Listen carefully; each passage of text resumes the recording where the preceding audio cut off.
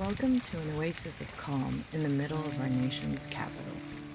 As you make your way into the U.S. National Arboretum in Washington, D.C., you will enter the gates through the Ellen Gordon Allen Garden, make your way down a windy path enveloped by large Japanese cedars, and arrive in the National Bonsai Penjing Museum.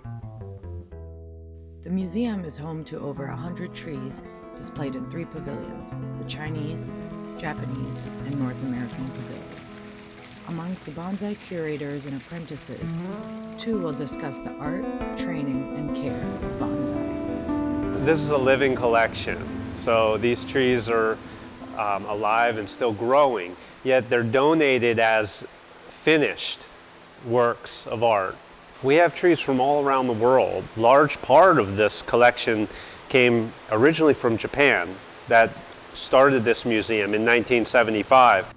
So this is the Yamaki pine. This tree was in a family for 5 generations. It has been in training since 1625. The training date is when someone came across the plant material and had the intent to make it into a bonsai.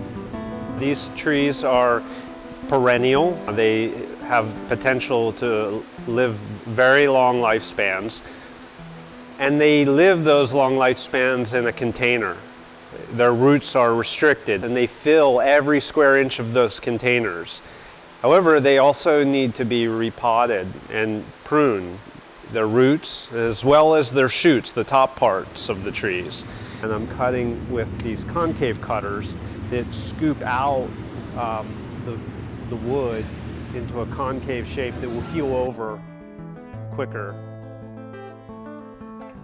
My daily duties involve watering, fertilization, pruning, and moving trees around the pavilions. Bonsai requires, like any tree, sunlight, water, and fertilizer. Watering is probably one of the most important aspects of bonsai and one of the hardest things to master. Here at the museum, I check the collection about 3 times a day by just feeling the soil. If a tree dries out too much, it could die. If a tree is overwatered, it can get root rot and also die. So finding that perfect balance is extremely important.